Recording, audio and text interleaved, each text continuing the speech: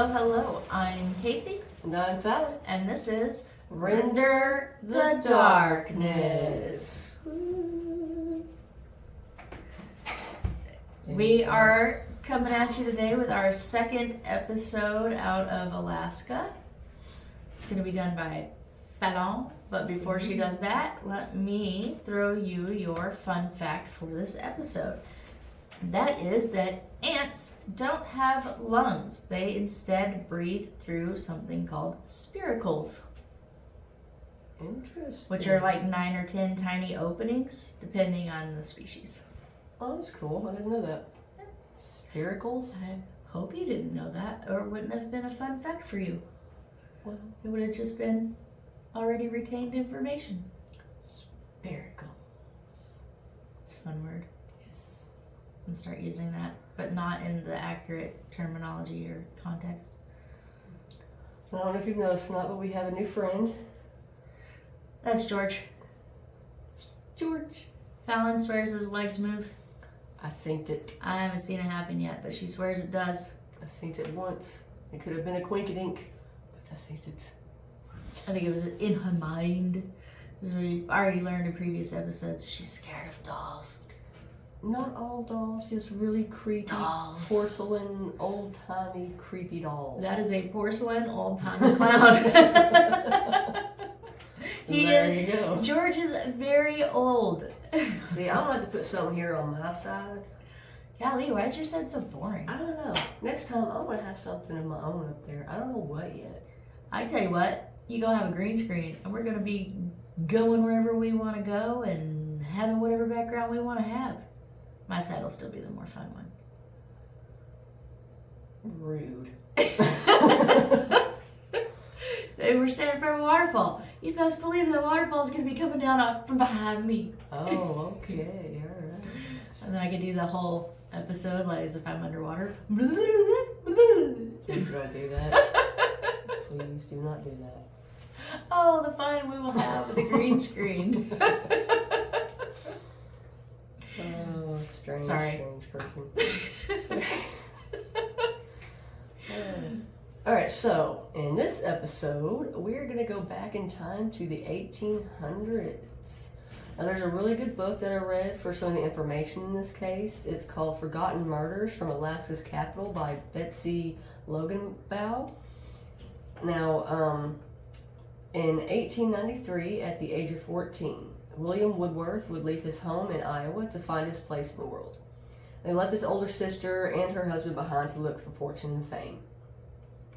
Now, it took around 20 years before his name would appear in the newspapers, as vaudeville performers would be singing in blackface in a traveling show in Juneau. Now, I wasn't sure what the vaudeville performers were, so I had to look it up, and they are people that act, sing, dance. Some are magicians, and some are even jugglers. Oh, that's cool. So kind of like circus people. Yeah, kind of like a small little... Yeah.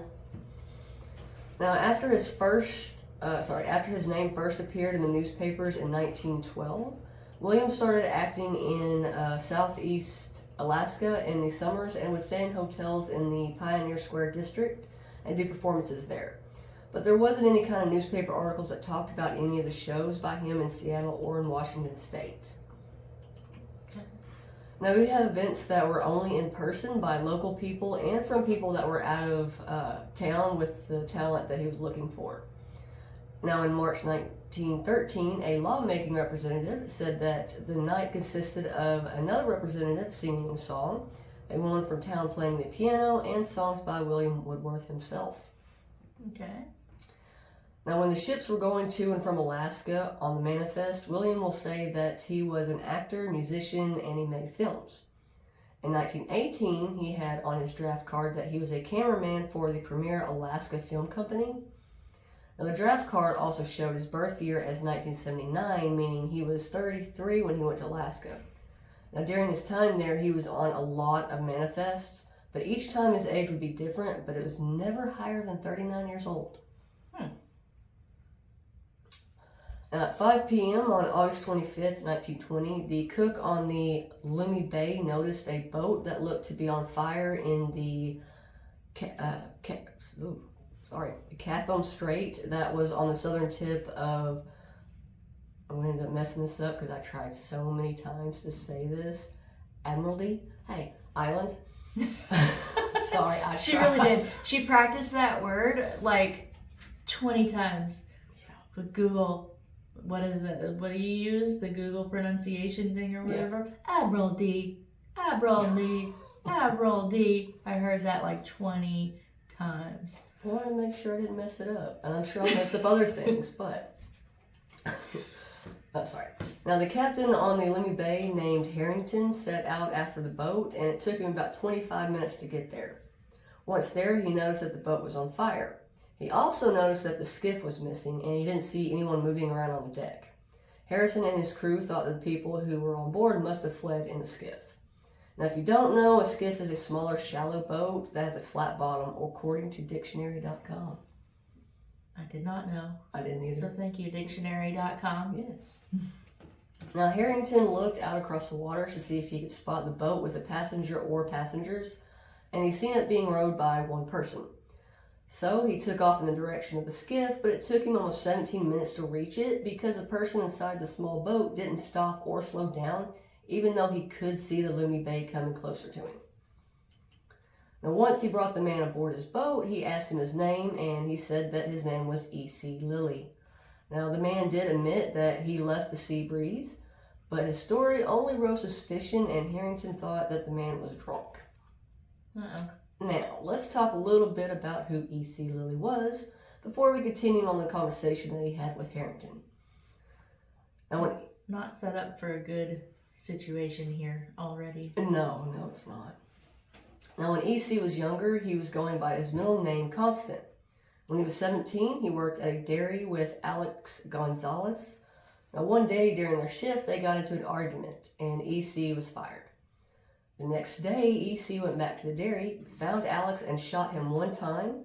And when Alex fell to the ground, E.C. walked over to Alex and shot him again. Oh, no. Yeah. Now, some sources say that because of how young he was when he committed the crime, he was only charged with manslaughter and not murder, even though he did pre-plan the shooting. He was sentenced to 10 years in prison. That's all he got? Yeah. Well, because he was underage and... Oh. That's what they were thinking anyway. Yeah. Now, E.C. would say that he shot Alex in self-defense because he had threatened to hurt him with a milking stool. Now, E.C. was sent to Folsom Prison in California, where he would only serve 6 years of his 10-year sentence. In 1914, only 2 years after being released from jail, he would be arrested again for theft and sentenced to 1 year, but would be let out after only 10 months. Now, he would end up moving to Alaska, where he would meet William Woodworth and start working with him as part of a 3-man vaudeville group that Woodworth led. Now, some sources say that William started going to the small towns that were in southeast Alaska around 1919. He would take his boat the Sea Breeze, to these places and would provide many entertainment-type services. The boat was a 35-foot gas-powered fishing boat that was actually owned by a Ketchikan businessman. Some sources also say that the Sea Breeze may have provided alcoholic beverages and services from ladies of the night, which at the time were both very much illegal. Yeah, but also very much common. Yes, yeah, it was very common. Now, William would try different methods of making money before he decided that a floating vaudeville act would be what he wanted to do. In 1918, he presented a reenactment of the soldiers' battle in World War I with a Canadian veteran, and the night would end with the two just singing and dancing and having a great night. Now, some people would say that William was a great performer, and some say that he really liked attention. Now, in 1915, he would tell a Seattle reporter that he went through a crazy, long, and hard journey bringing a boat to Alaska, and that a man had actually drowned during the trip. Now, it didn't take long for people to find out that the man that drowned during the trip was very much alive and well. And when he was asked why he told such a lie, he said that he didn't lie, that he was just making a joke. Well, that's one hell of a joke. Yeah, not very funny. That's not a funny joke at all. No. Now, William was known to always have things in order, and he brought 2 other men aboard the boat with him, E.C. Lilly and E.S. Jack. Now, Ketchikan, E.S., and E.C. were sharing a dwelling. Why are all these people going by their initials? I don't know. Is that just like a thing for the time? It may have been. I like his middle name, Constant. Yeah, I did too. That's a really. I mean, I know he probably ends up being the bad guy here. I don't know that he's the bad guy, but it sounds like he's gonna be the bad guy. But he did have a cool middle name. Yeah, he did. I don't know. I kind of like the ES and the EC, and I don't know why William didn't go as. Well, because back then he couldn't. WW. It was either William or Bill. That's true. William already had an abbreviation. That's true. Now, EC's role was playing the guitar, but there wasn't any information on what exactly ES did in the group. Now, some people said that there was some said that there was trouble brewing on the boat between William and EC. I said brewing. I'm sorry. Now, they said that both of the men were often drunk and would get into a lot of arguments. Now, there were people who also said that EC would often make threats towards William, saying that he had been to jail before and he wasn't afraid to go again. Now, these threats happened so often that William would take EC's gun from him on multiple occasions. EC was said to have claimed that he didn't get paid for a week's worth of work, and William said that it was because that he wasn't sober enough to do any actual work. Now, the watchman at the Washington Bay would say that he watched all 3 men board the boat on August 25th, 1920, and left to go to the Thai cannery. Okay. Now let's get back to what happened after EC boarded Harrington's boat. Now, after being asked who he was, EC told Harrington that originally there were 3 of them on the boat. He said that ES got off the boat sometime earlier that day. He said that when he left the boat, William was still on it. He also said that William was below deck doing some maintenance on the engine when the fire started. He told them that he yelled for William, but when he didn't get any answer, he grabbed a few items and took off in the skiff. Now, not being able to believe that someone would just leave another person on a burning boat to either burn to death or drown, Harrington asked EC what he had done to try and get William off the boat. Now, EC told Harrington that he didn't really do anything to try to help William because he said that the fire was so bad that he had been singed on the face. But Harrington didn't see any signs of burns on him or his clothing. Now, Harrington asked him why he didn't try to use the hatch at the front of the boat if he couldn't get through the main part of the cabin. Yeah. But EC would never answer that question. It's because he didn't have an answer for that question. Nope. EC would also tell Harrington that the engine fire had made the gas tanks explode. So Harrington made his way back to the sea breeze just in time to see the boat break in half and sink into the water. But he noticed something a little strange. He's seen 3 gas tanks just floating on top of the water, and 2 of those tanks still had gas in them. Why, didn't he just tell him that they exploded? Yes he did. Now, Harrington was starting to get more and more suspicious of EC's story, and that only got worse when he noticed the items that he had taken off the boat. Now, remember, he was in such a hurry to get off that burning boat, he couldn't help William. Yeah. But he had time to grab his guitar, some food and water, a suitcase, a gun, a bucket, Holy crap. a brush and comb. So basically everything off the boat except for William? Yeah. And he even found time to grab a framed portrait of himself off that boat. Well, because that's a priority for sure. Right? That's what I was thinking. Now, Harrington took EC to Big Port Walter, and he sent a telegraph to Juneau about the way that EC was acting and told them that the story he told him was highly suspicious. And he set off back to Ketchikan, leaving EC behind. Now, EC would be there for 3 days while he waited for the next boat that could take him off the island. But before he was able to leave, a federal marshal was able to take him into custody. Harrington had contacted the police rather quickly about EC and let them know that something didn't add up with the story, and they sent out Marshal N.O. Hardy to ask EC some questions and to look further into the cause of the fire. EC was put on the Navy ship Subchaser 210 that was taking him to Juneau, and the entire way there he just acted normal playing his guitar. When the ship made port, they took him to jail, and he was questioned again. This time he would say that ES asked to be let off at Alexander Port. He also told police that he was in too much of a hurry to try and help William off the boat. Now, 5 days after the Seabreeze caught fire, the police told a Juneau reporter that they were thinking about charging EC with theft, but found out the next day that he was being charged with William's murder. Now, they do think that ES was on the boat when it was burning, but they didn't find his body, and they searched the towns that were close by, but they couldn't find him. And unfortunately, ES Jack was never seen again. They were only able to charge EC with William's murder because he stated that he knew he was still on the boat when he left. So he basically just abandoned him and knew it and admitted it. So that's why they were able to charge him with that one. Now, after the charge was made, the next steps went by rather quickly. Now, the Seabreeze burned on August 25th. EC was charged on September 1st, and his trial started on October 4th. Harrington was the main witness at the trial because of his good standing. He's seen the Seabreeze sink, and he was the one who picked EC up. He would give his testimony saying that EC told him 3 different things that William was doing when the fire broke out. He said he was fixing the engine, then said, no, wait, he was eating. Then said, no, I was wrong. He was down below doing something, but didn't know what it was. Now, a couple witnesses would also testify about EC's threats he made towards William, and another would talk about the gun that he had that was actually ES's. The Deputy U.S. Marshal Hardy would talk about EC telling him that ES left their boat and got onto another fishing boat that was passing by.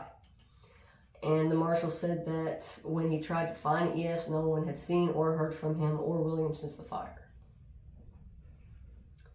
Now, the trial started on Monday, and the defense rested on that Wednesday of the same week, without anyone calling a single witness, and EC never got on the stand to testify. EC's attorney at the end would ask that the charges be dropped because there was no evidence that he had done anything wrong, and the judge said that the decision would be made the next day.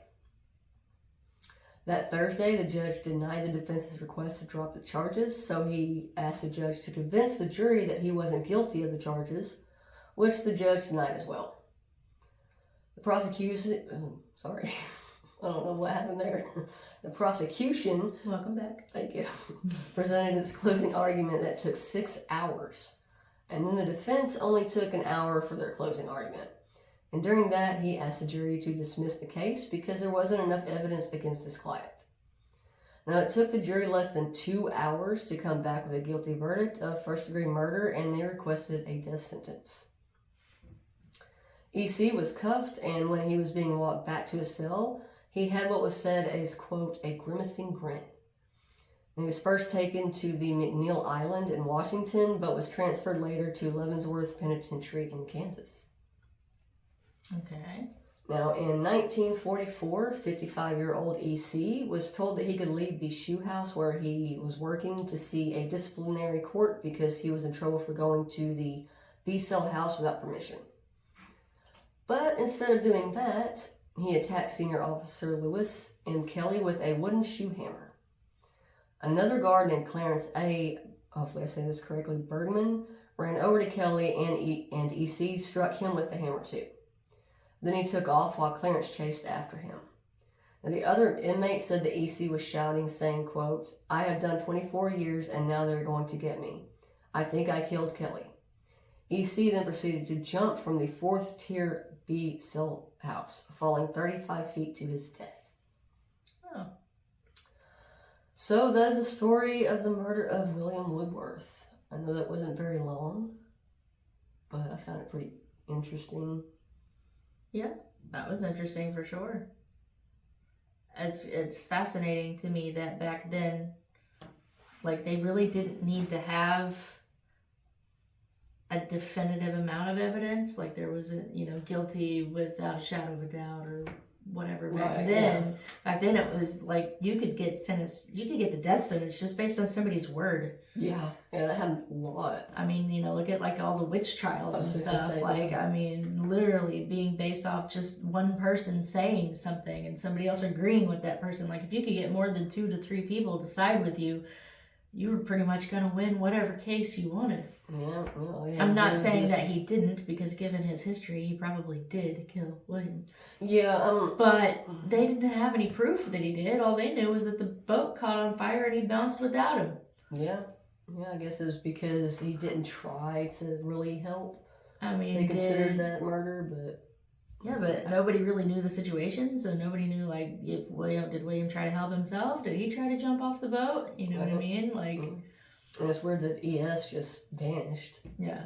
So, and I'm kind of with you on the witch trial thing, too, because, I mean, like, all you have to do is just be like, oh, you didn't like my pudding? Witch! Yeah. That's all it took. Yeah. And it's just, it's crazy. Oh, crazy times. Yeah. But, I mean, that's sad for William either way, so R.I.P. William. Yeah. I'm sorry you went out like that, regardless of how it happened. I agree. But, yeah, thank you for doing that case. Hey, no problem. Like I said at the beginning of the episode, that's our second case coming at you from Alaska. Our next case is going to be the ghosts of Alaska. Ooh. And then we'll be moving right along to Arizona. Yeah. So it's not too late to get your suggestions or your requests in. If you have any, we would love to hear them. Like I said, we're doing a 50-state series right now, but when we're done with that, we're going to roll right back into doing cases from all over the world.